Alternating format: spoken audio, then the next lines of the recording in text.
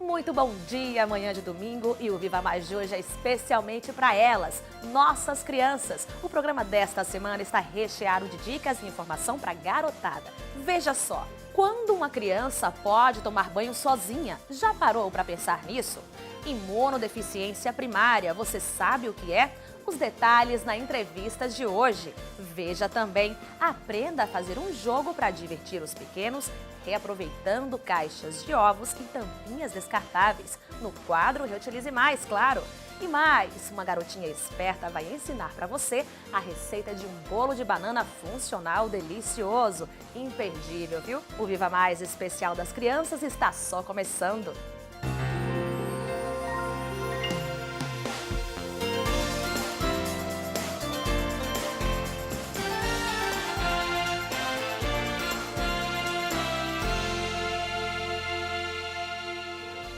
Será que seu filho já está preparado para tomar banho sozinho? Aos 7 anos, já é esperado que ele saiba como fazer a própria higiene com autonomia. Mas e os responsáveis pela criança? Como podem ajudar nesse processo? Veja agora na reportagem.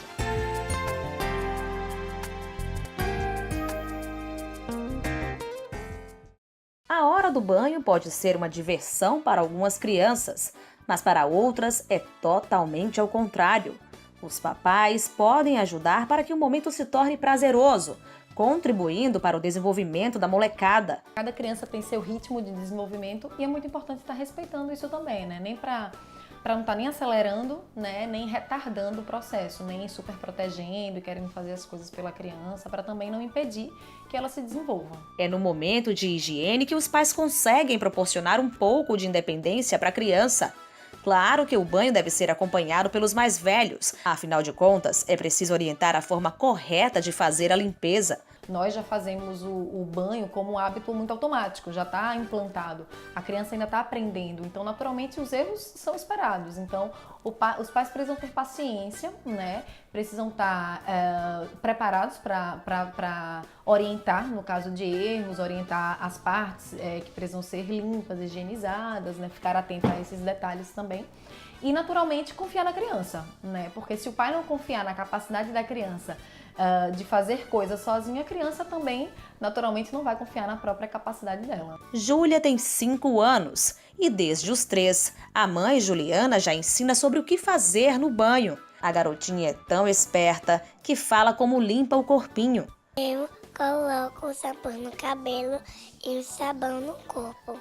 Eu lavo as mãos e os pés, as costas e também o sovaco. Nem todas as vezes eu tô em casa e toda vez assim que eu saio, aí eu deixo uma pessoa orientando quando eu não tô. Aí eu sempre expliquei como é que ela toma o banho dela sozinha e depois eu olho se tá tudo direitinho, se ela tomou o banho dela certinho, o cabelozinho lavado. Para a Júlia, o banho é só alegria. A mãe, sempre atenta, se preocupa também com os produtos utilizados na higiene. É tudo de criança, desde ela pequena que ela só usa shampoo, sabonete, tudo de criança. A psicóloga diz que os pais devem ficar por perto no início, explicando como limpar cada parte do corpo para se livrar do suor de um dia de brincadeiras. É preciso repetir inúmeras vezes, até que a criança esteja pronta, e mesmo assim, pode ser necessário verificar se ela se lavou de maneira adequada. Às vezes os pais podem perder a paciência. Você não limpou tal parte direito e tal. Tem que saber que isso vai acontecer, né? E que às vezes vale mais a pena, lógico, sem riscos à saúde, você perceber que a criança não limpou o pé direito naquele momento, né? É melhor que às vezes você deixe passar aquilo e depois oriente do que você tá minando, na verdade, esse momento de independência e de autonomia da criança. Ah, e tem um ponto importante. Tenha paciência para orientar e dar autonomia para que seu filho adquira independência no banho e nas próximas etapas a serem vencidas para o desenvolvimento dele. O tempo ele é fundamental para que a criança ela possa estar aprendendo hábitos como tomar banho sozinha, né? Porque às vezes o pai, tô com pressa, não dá tempo de esperar a criança tomar banho, eu vou fazer por ela. E aí começa a fazer uma série de coisas por ela, a criança cresce achando que não tem capacidade de fazer nada sozinha.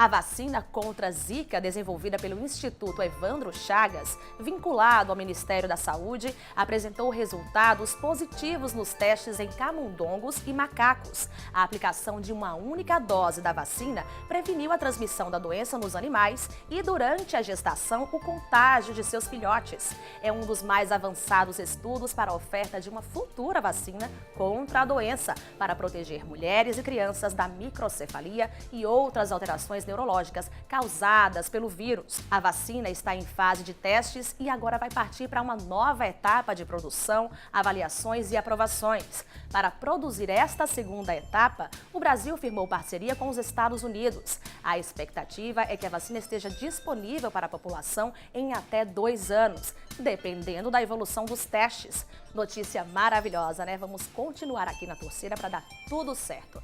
No próximo bloco, você sabe o que é imunodeficiência primária? Veja os detalhes na nossa entrevista e ainda aprenda a fazer um jogo bem legal, reutilizando caixas de ovos e tampinhas descartáveis. É daqui a pouquinho, logo depois dos comerciais. E se você trocar o carro pela bicicleta uma vez por semana? Mude um hábito. Mudar um hábito muda uma vida. Viver bem é o melhor remédio. Não tem segredo. Para viver mais e melhor, você deve ter bons hábitos. Praticar atividades físicas, buscar o equilíbrio, seguir uma dieta saudável e dormir bem são alguns exemplos. É por isso que a Unimed incentiva os cuidados preventivos e promove a qualidade de vida acima de tudo. Cuidar de você. Esse é o plano Unimed. E se você parar de usar o smartphone meia hora antes de dormir? Mude um hábito. Mudar um hábito muda uma vida. Estamos de volta e agora vamos falar sobre um assunto chamado imunodeficiência primária. Manifesta-se em 1 a cada 10 mil nascimentos e pode ter consequências graves se não for tratada a tempo. Está relacionada a infecções de repetição. Para entender melhor o assunto, confira agora a entrevista que o repórter Tiago Aragão fez com a imunologista pediátrica Camila Budin.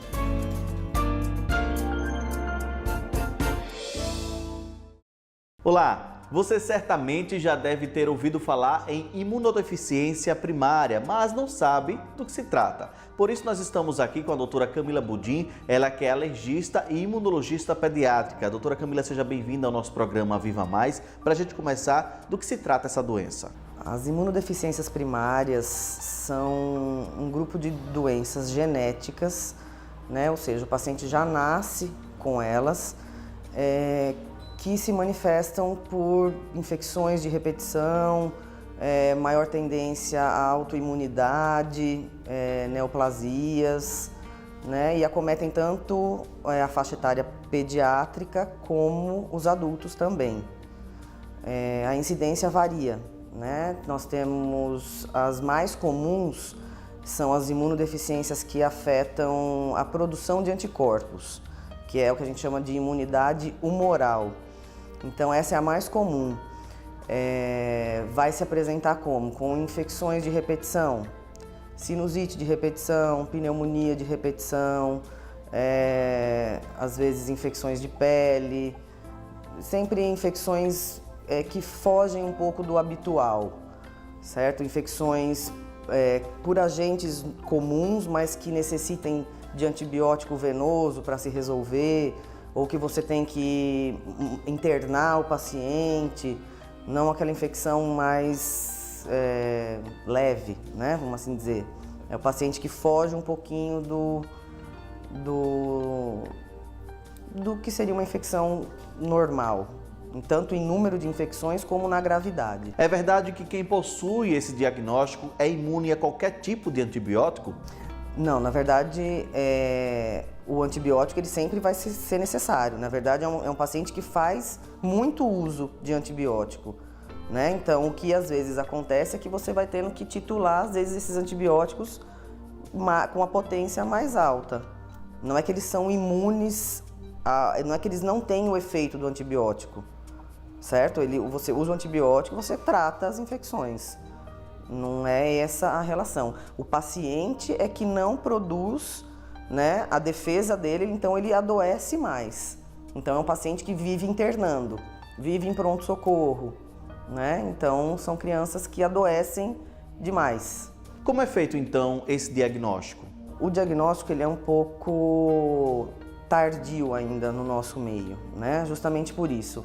São doenças pouco conhecidas, né? Então os pacientes imunodeficientes são pacientes que vagam pelos pronto-socorros, né? pelos consultórios de pediatras, de otorrino, de dermatologistas, até chegarem no imunologista, né?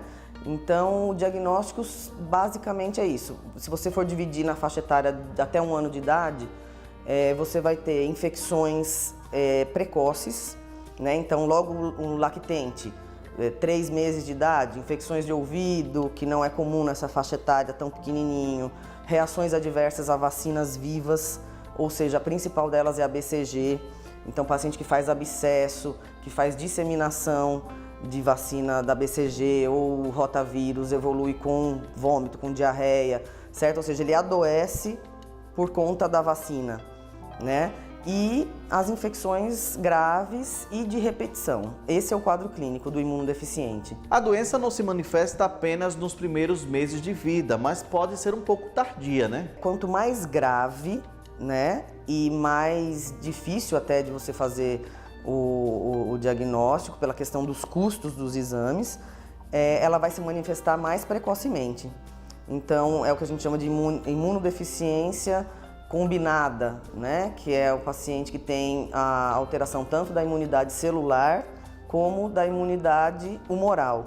Então, esse sim vai se manifestar logo nos primeiros meses de vida e, se não diagnosticado e se não tratado, invariavelmente o paciente evolui para óbito, né? O tratamento nesse caso é transplante de medula, é um tratamento feito em todos os estados. A imunodeficiência é responsável pela alta taxa de morbidade no Brasil?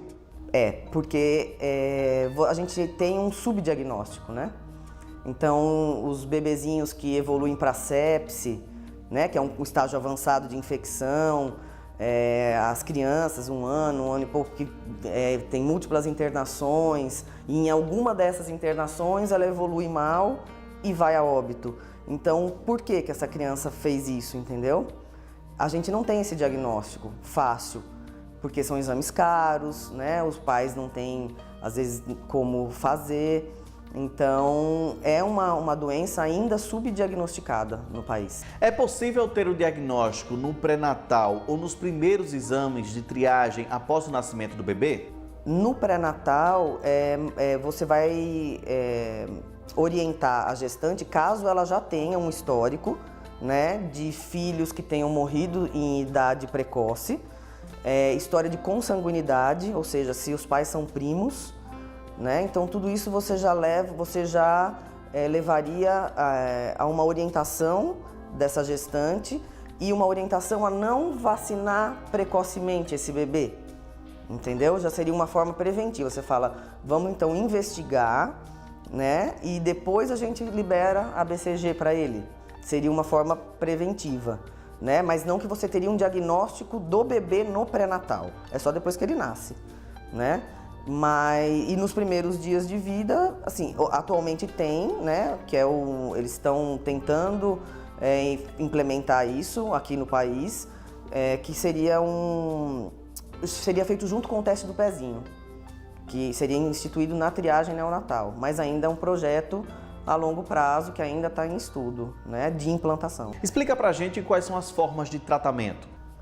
Então, como eu disse, nas imunodeficiências combinadas é o transplante de medula, né? Não tem outra forma de tratar. Você mantém o paciente recebendo imunoglobulina até você estabilizar até ele estabilizar clinicamente e ir para o transplante, mas a cura é mediante transplante.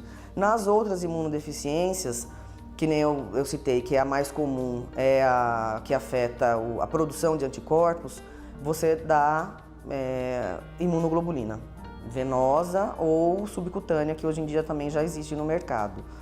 As outras imunodeficiências, porque são muitas, né? As imunodeficiências, ela entra num rol de 300 doenças, Então, é muito difícil você dar um tratamento assim geral para todas. Aí eu estou abordando esses dois tipos que seriam a imunodeficiência combinada seria a mais grave, que seria uma urgência médica, e a imunodeficiência humoral, que seria a mais frequente, né? Então, seriam essas duas que daria para a gente falar dessa forma mais geral. Após o tratamento, é possível que a doença retorne ou a cura pode existir? Só com o transplante, certo? Nas outras imunodeficiências, não. Você consegue o controle dos sintomas, né? No controle da frequência de adoecimento do paciente. Como eu disse, né? Repondo imunoglobulina, às vezes aumentando o estímulo vacinal para estimular a produção de anticorpo, caso ele não tenha uma deficiência total da produção, uma deficiência parcial ou específica para um tipo só de anticorpo, né? Então, você consegue o controle das infecções, mas não a cura. O paciente sempre vai ser um imunodeficiente. Doutora Camila, muito obrigado pelas informações e pela sua participação aqui no Viva Mais. Eu que agradeço. E agora, para descontrair, vamos ao quadro Reutilize Mais. Hoje você vai aprender junto ao seu filho, filha, sobrinhos, enfim, a criançada, como fazer um jogo bem legal reutilizando caixas de ovos e tampinhas descartáveis. Agora!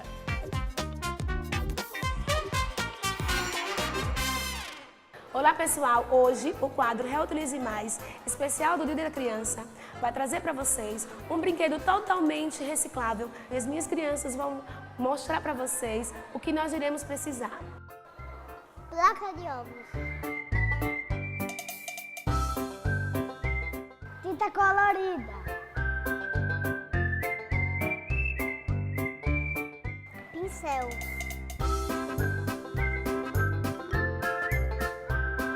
Tampinhas coloridas.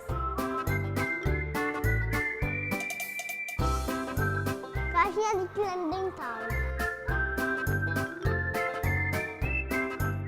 Tesoura.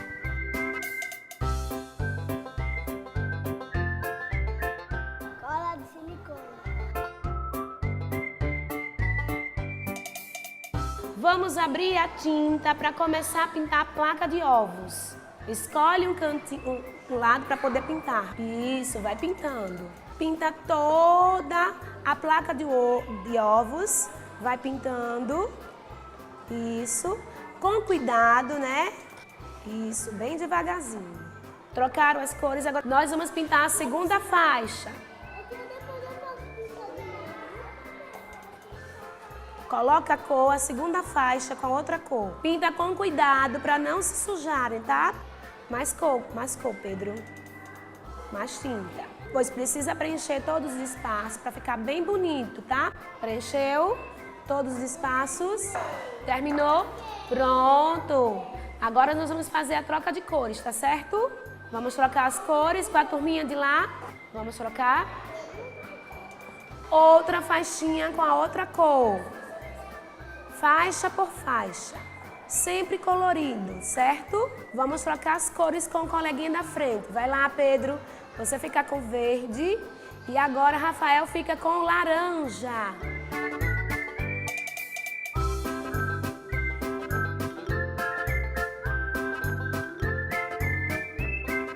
Todo mundo já acabou? Vamos passar mais uma cor, tá certo? Enquanto os meus alunos concluem a última casinha de cores, vou ensinar para vocês como se faz o dado das cores, para poder a gente jogar. Esse é o dado e eu vou mostrar para vocês passo a passo. A primeira coisa que nós vamos fazer, vamos abrir a caixa de creme dental, certo? Nós vamos abrir, vamos cortar as partes da aba da caixa, certo? Depois nós vamos fazer o seguinte, nós vamos abrir a caixa na parte do meio. Abrimos, certo? E agora nós vamos cortar elas em 4 pedaços, tamanhos iguais. E o que é que nós vamos fazer agora? Nós vamos colar.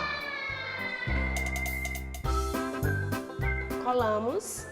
Assim que colarmos, nós vamos fazer mais um pedacinho. E assim que colar, a gente encaixa um no outro. O que é que vai acontecer agora?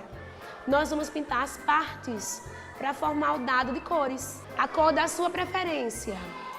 Escolhi um lado. Pintei, deixo secar. E aí vai.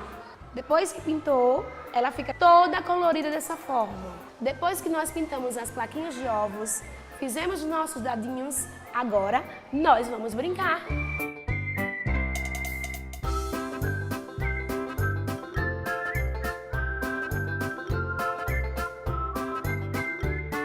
E assim nós encerramos o nosso quadro de hoje. Criançada, faça em casa. Feliz Dia das Crianças. Tchau, tchau.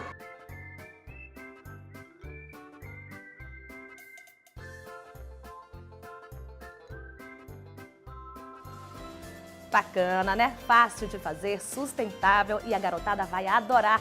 Parabéns a todos pelo trabalho, saúde e sucesso para vocês. A seguir, a receita de um bolo de banana funcional, delicioso e feito por Beatriz. Quem arrasa é ela, viu? Não saia daí, o Viva Mais volta já já.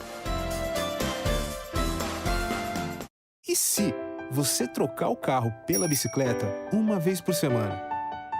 Mude um hábito. Mudar um hábito muda uma vida. Já reparou que cada um de nós sabe exatamente o que precisa para viver melhor? Mas a gente fica adiando. Por que não começar a mudar hoje? Agora. Viver melhor não depende de uma revolução. Começa devagar, de passinho em passinho. Pensando nisso, a Unimed criou o Mude um Hábito, um movimento que respeita o seu ritmo, porque é mais fácil mudar um hábito por vez. Faça parte desse movimento. Mudar um hábito muda uma vida. E se você parar de usar o smartphone meia hora antes de dormir? Mude um hábito. Mudar um hábito muda uma vida. Estamos de volta e agora vamos à receita da semana. Atenção, garotada, papel e caneta para anotar tudinho.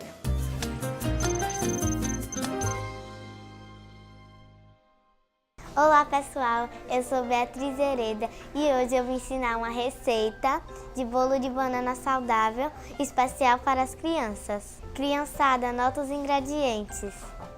150 gramas de banana. 1 xícara de farinha de aveia e 1 colher de sopa de fermento.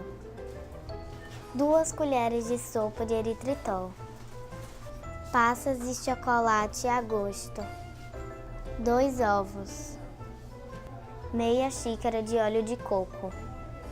Vamos lá, primeiro a gente vai misturar os ingredientes secos, que é a farinha e o fermento e o chocolate e as passas. Agora a gente mistura. A gente deixa de lado a mistura. Agora vamos botar os outros ingredientes no liquidificador. A banana.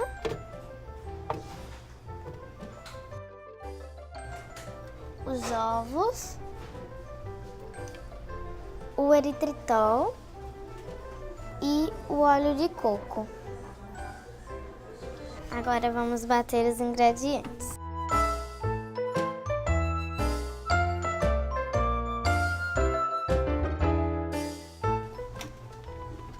Deixa eu ver.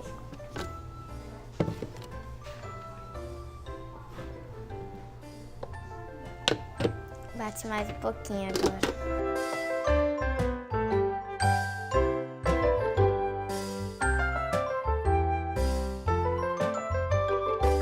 Agora a gente mistura os ingredientes batidos com os secos.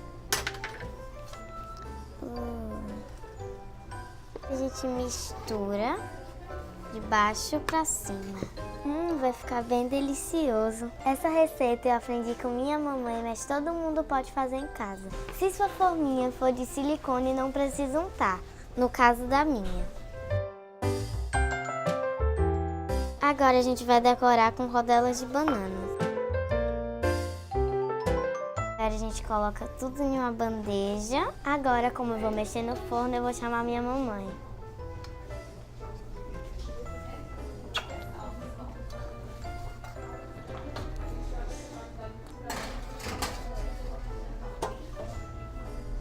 Agora fica 20 minutinhos no forno. Espero que vocês tenham gostado e façam em casa. Feliz Dia das Crianças, um beijo e tchau!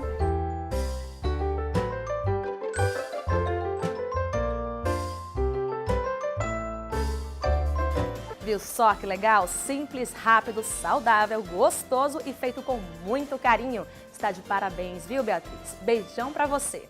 E o Viva Mais especial das crianças fica por aqui. Espero que tenham gostado. A todas as crianças, um feliz mês com muita saúde, paz e amor. Um beijão para o meu filho amado, Davi, e para todos vocês. Para saber mais sobre o programa, acesse o site da Unimed Sergipe, www.unimed.se.com.br ou ainda facebook.com/UnimedSE. No próximo domingo, uma matéria sobre pterígio, um problema conhecido popularmente como carne no olho. Vai ver também como fazer um quadro decorativo reaproveitando pedaços de madeira e filtro descartável de café, sujo de café mesmo. Você vai ver que efeito legal que fica. É domingo que vem, às 10 horas da manhã, aqui na sua TV Atalaia. Obrigada pela atenção e até lá!